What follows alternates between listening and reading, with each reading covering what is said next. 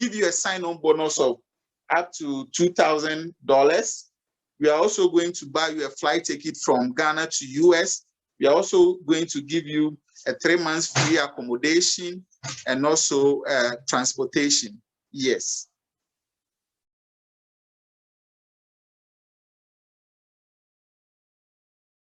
I mean, NCLEX these are things that you've already learned in nursing school, but it's just that, you know, it's more like critical thinking and see it as an investment in your life. So even most of them, those who are married, are sometimes, you know, create an avenue so that I'll also speak to their spouse and encourage these nurses that no, this is a great opportunity that you need to support your wife in terms of, because it involves a lot of commitment. So financial commitment, time, and, you know, combining work and studying, it's quite, you know, difficult. So they also need the support of their spouses and all that. And let me chip in this. I always say that you don't need to pass IELTS before you write the NCLEX exams. But of course, it depends on the board of nursing that you are applying to. For example, most of the clients that we've worked for, of course, we use Illinois Board of Nursing. And with Illinois Board of Nursing, once you had your nursing education in English, as in your official language is English, and you did your nursing education, being it a diploma or a bachelor, you don't need to write the IELTS before you write the NCLEX exam. So you are exempted from writing the English proficiency test. So Ghana, we are good to go because our nursing education is in English, and all that you have to do is to just prepare for your NCLEX. It's only after you've passed the NCLEX exams that you need to write the IELTS, the English proficiency test. That one is for immigration purposes. So we call it the visa screen. And when we get to that again, so sometimes I advise them that they can combine the two. So the first step is get your NCLEX exams done whilst waiting for your I-140 processes. Then you write your IELTS, then you are good to go. Yes. So it is safe to say, welcome to episode 2 of this discussion. If you haven't watched episode 1, I'm going to link the episode 1 up for you to watch. We're talking today about nursing, migration, and not just nursing. Anybody who wants to study in the US, you want a scholarship or half scholarship, partial scholarship, this is the video you should be watching to the end. I have Dixon, who happens to be a recruiter for a Ghanaian-owned firm. We have Evans and all these other firms, but this is a Ghanaian-owned firm. It's called Aspire Skills Hub. Their website and everything is linked in the description box. Their Facebook page is reachable. You can message them. There's a phone number. There's a US phone number. There's a Ghanaian phone number. Chat them and see what they have to offer. If you are a registered nurse, if you're a midwife and you want to work in the US, they have a link. They have a direct hire link to Chicago. And Dixon here has been telling us all about the process. If you wonder what NCLEX is, it's the licential nurses need to pass before they can work in the US. We have nursing licensure for Ghana as well. And they act as a mediator between the hospital in the US and you, the individual in Ghana. They help you with your immigration process, get you over to the US, and you start your life in the US. And he broke down all the costs and everything. So I'm going to attach some of the episodes, some of the discussions we had in episode 1. And if you have any comments, just leave it in the comment section. If you have any questions, you can reach out to me. I have a Telegram page now. The link is also in the description box. Join me. You can inbox me on Facebook, Instagram, LinkedIn, anywhere at all, and join the Telegram group, and let's make this thing a valid process. People have done it. You're not the first to write an NCLEX. People have written it. I wrote it one time. I passed. NCLEX is 256 questions in 6 hours. I got it less than 80 questions in 2 hours, and I'm not the first. I shared with you somebody whose success story, who came to another agency and is living here. So your dream is valid. You need to have the time, the patience, and the financial strength to invest in it. And at the end of it, it's worth it, especially if you have kids and you want to secure their future. This is what you should be doing. We are not saying that we are not doing brain drain, but if you have the opportunity, get it. Not everybody will get out of Ghana. Not everybody will get out of Africa. But if that's what you want, we'll encourage you to pursue it. Subscribe to this channel. I'm so fabulous, am I not? I'm bringing a lot of information. Subscribe to this channel. So this thing continue. Is there any questions I've left out? Anything else you want to say? Yes, so I just want to talk a little about the midwives evaluation, transcript evaluation process. So with the educational records evaluation services, what they mostly need, so they do course by course evaluation. With the CGFNS, you know, the approach is quite different. So with the educational records evaluation, they do course by course evaluation. So course by course evaluation means they are going to request for the curriculum that the nurse use during the nursing education. So for example, if you are a diploma nurse or a degree nurse, they will request the curriculum or the syllabus that you use during your nursing education. So it will be added to your transcript, and it has to be sent by the university or the nursing school that you attended. As for CGFNS, they don't request for your syllabus. So that's the only difference between CGFNS and evaluation records, the IRIS approach. So with the midwives, they'll request for your syllabus that you use during your course. So for example, if you did a diploma or a degree at the University of Ghana, they will request that the school attach that syllabus, all the courses that you did, the course description of each of the, on your, that appears on your transcript. You need to be added to the document, and it has to be sent by the university or the nursing training college. For CGFNS, they don't do that. So all that they have to do is the dean of that school has to, authenticate that you are truly a student and you had this, grades. Your transcript will be added to a form that they will provide for the school, and it will be sent to CGFNS. So with the IRIS approach, it's an opportunity, and the difficulty is that there's so much information gap. There's so much information gap in the system. It's like people are known to the CGFNS. So, okay, so I'm a midwife. I understand if you're a midwife, you can't work in the US. It's not the case, because with the evaluation agencies, you can decide to use CGFNS or educational records evaluation services, or even Joseph and the one that you just indicated. And all these agencies have been mandated to do that. They've been in the system for quite a long time. So there are a lot of, avenues that these midwives can explore, but there's so much information gap. You tell them and they are not so much, convinced, but those who are very ambitious, we've been able to help them. Some are still in the process of, evaluating their transcripts and all that. So I would say that it's an opportunity for a lot of Ghanaian nurses and midwives to take, to take care of it. And I will urge that you need to commit your financially, your time, because it's an investment. It's a long term. Getting a green card, you are in the state. It's not easy. Some people have been in the state for almost like 20 years, and getting a green card is not easy. And if your employer is sponsoring you your green card for you and your spouse, and even your children who are below the age of 21, for me, it's a big deal, and it's worth, dying for. Yes. Thank you, Priscilla. At this point, I guess Dixon wish he had done nursing back in Legon. Psychology. I know. You and I took a common psychology together. You wish you were a nurse, you would have been long gone. So it's rather unfortunate. The typical Ghanaian attitude, average Ghanaian attitude, is very laid back. We are conservative.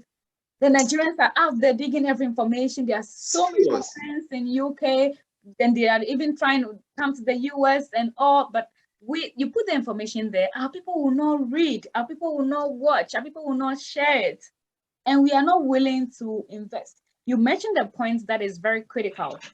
If you are a female, you are the nurse, and you are doing this process, your spouse needs to be on board. And that has become like a deterrent to some people. Some people are not able to do it because it's like, oh, I've been working for 10 years, I'm married and I have my kids here already. Am I going to now start life from scratch? It's worth it. It's totally worth it. You can be a DDNS. You have like retirement in the US is 65 and you can retire and come back. I'm working with somebody who is 73 years old, actually 2 people. You can work till you drop dead. So don't worry, I'm 50 years already, I'm 60. You will still find something to do. So far as you physically fit, you are healthy to go. So don't think about, oh, next year I'll be PNO. How much is a PNO taking? Excuse me to say. How much is a DDNS taking? You know DDNS who have gone on retirement and their lump sum is not even up to 6,000 cedis. So if you have a chance, it's very serious. It is very, and you know, some of them when they retire, they resort to opening of this drugstore, and it's kind of, I mean, they don't live a quality life. And I mean, had it not been this program, I wouldn't have even known that the condition of service for most nurses are, I mean, it's not something you can boast of. It's not something you can really boast of. We're very shocked when you find out the salary of a nurse, huh? Yeah. So, but of course, right now in Ghana, there's a conscious effort by government to also export, you know, nurses to the Caribbean and all that. So people shouldn't have this perception that it's a brain drain, because there's so much unemployment in the system. We have a lot of unemployed graduates. I mean, and nursing is a skill. So if you don't practice, I mean, you will lose that skill. You'll lose it. So if there's an opportunity that exists somewhere and we are coming in to break that gap, I think it's a noble idea. And of course, it's not everyone who will take advantage of it, but of course, we are appealing to nurses who are very ambitious, and also those who are fresh from the universities and the nursing schools. I mean, you have the fresh memory, the fresh mind and all that. You don't have so much, you know, financial family commitment. You don't have any dependency and you are single and all that. You can take advantage of it and just better your life. Yes. This opportunity is great for somebody who at least single, young, still don't have much. Yes, if you have to take a loan to pursue this, then do it. You tell them all the process and they are not willing to take it, but invest in it. It takes long, sometimes 2 to 3 years, but at the end, it's going to be worth it. Living in America is not rosy, but the quality of life is better than coming from, especially with all this hardship, and we see a recession looming in, and all this Ukraine-Russia war and gas price of fuel is going up. There's one tomato is 2 cedi in Ghana and all types of things. If you have a chance to get out. It's very true. We need to be we need to disseminate this information. Kindly share this video with others. Let others know that there's an opportunity out there. And you watching this, if you haven't gone to nursing school yet and you want to go to nursing school, I want to use this avenue to plead with you once more. Do general nursing. Sure. Do general nursing so that you don't get stuck. Community health nurses, you are in my DM every day. I still don't have anything for you. Enrolled nurses, which are called CNAs in America, you are still texting me. I don't have anything yet, but as soon as I find something, I'll get it out for you. Psychiatry nurses, I know you are all frustrated. Nurses in UK who want to come to the US, I know you are all looking for avenue. If you haven't gone to nursing school yet, I urge you to do general nursing first before you specialize in anything. Specialize, yes. Number 2, if you are still in Ghana, you haven't started the process, if you can get your bachelor's, your BSN, it will save you a ton of money. It will save you a lot of stress. Schooling in America is rigorous, is very, very intense. So if you're home and you can do a 2-year top-up to get your degree, your BSN, kindly do that. Somebody did one. I have the video coming up, just a 10-month course for him to jump from diploma to BSN. He's paying $25,000 for it, 10 months. So if you're in Ghana and you haven't decided what you want to do yet, do whatever you can to get your bachelor's. Those two advice I would always put out there. If you're going to nursing school, do general nursing. So that in case you want to travel one day, they will not be telling you because you do psychiatry or community health or ENT, we don't. Yeah. And there are so many credential evaluation services. Joseph Sinley is there, ERES is there, though they have limited states. Do your research. Every information is on Google. Use that time to check all these things and apply. Thank you very much, Dixon, for sharing this information with me. I'll leave all his details, handles, social media, where you can find him. He is a recruiter for Ghana. You can go into his DM and ask all the questions that we have not touched on here. I am just a medium using my platform to literally save souls. If you're a nurse, if you're looking for scholarship, if you are not even a nurse, you want to come and do your degree or master's in the US, they have a link with Andrews University. Andrews University, is it based in Chicago too?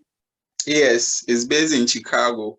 And there's even a formal, arrangement between the university and even scholarship secretariat. There's an arrangement between that university and scholarship secretariat. So that's how come Ghanaian students even get 50% scholarship and some to 80%, and also beyond the nurses recruitment, we also recruit students to do their masters, their bachelor, and all that. Yes, so that's it. And in the future, we are looking forward to even recruit teachers. Priscilla, are you aware that there's a shortage of teachers in some of the states? I know very much. I believe you watched that video of mine. Yeah, I saw one of your videos on yeah. So and Jamaicans are benefiting from it. Indians who artists and science are benefiting from it. People who are in Spain, people who are in Puerto Rico, people who are speaking Spanish are benefiting from it. The information is out there, but if you don't, everything is online. And teachers are online complaining. If they wear uniform, your salary has this. They have not given you the course material. They've not given you the syllabus. They've not given you the laptop to work with, and everything is a mess. So if you have just read. The information is out there. They are recruiting teachers, Jamaican. There are so many Jamaican teachers, and where we're coming from, when we get into these spaces, we do very well. We do very well because we just stay in our lane, work, we mind our business and go. So as soon as the few teachers come in and set good examples, they'll be dealing with Ghanaian teachers. The few Jamaican teachers that came first set precedents. They were very modest in their job and they like working with them. Then the agencies ran to Jamaica to start recruiting Jamaican teachers. So they recruit teachers. So if you haven't watched, I'm going to send the link up here and I'll leave in the description box as well. This is a nursing migration channel. I do travel, I show lifestyle, anything else, just reach out to me. I have an email. If you have any information you think will be useful to others, just leave an email. I want to send a shout out to Evelyn. You shared your transcript with me and it's been very good. Benny's also shared a transcript with me and I put it on here. And you, Dixon, have come with all this information. I'm going to send all the links in the description box. Any last words, anything else before we sign off? So my last word is thanks for the good job that you're doing for Mother Ghana. I mean, you are doing an amazing job and we are so proud of you. Thank you. We are so proud of you. We are so proud of you. So my final word to our nurses is that right now we are living in an information age. Getting access to information is now gold. It's now a big deal. So we shouldn't be comfortable at where we are. We should seek for the knowledge. We should seek for this information. There are a lot of opportunities online. There are a lot of informations online that we can use to better our lives. And of course, the sky will be our limit. Thank you so much. I forgot to mention, I forgot to mention. Dixon is working on getting me a beneficiary. We're going to have somebody who lives in the here who came to ASPA, either through their scholarship to come study or as a nurse who is working here. They have a couple nurses they've already brought here. They've been doing this for years. So as soon as I get in touch with any of them, I'll bring them here to share their success story with you for you to know that this is legit and this is real. When you see somebody on here who has passed through the process from ASPA Skills Hub, if you haven't followed them on Facebook, kindly go follow them. If you have any questions, direct them to Dixon, because he will be the best person to give you the information. I'm just carrying this information. My name is Priscilla. Registered nurse. I went to the University of Ghana with Dixon. I think I'm going so fast today. Oh God, I'm so pumped because this information is good. This information is like gold. Yes. Subscribe to all my channel. Subscribe to all my social media platforms: Facebook, Priscilla Lexicon, Instagram, Kumah, LinkedIn, Pinterest, Snapchat, TikTok, and I'll see you in my next video. Take care and bye-bye. Bye-bye.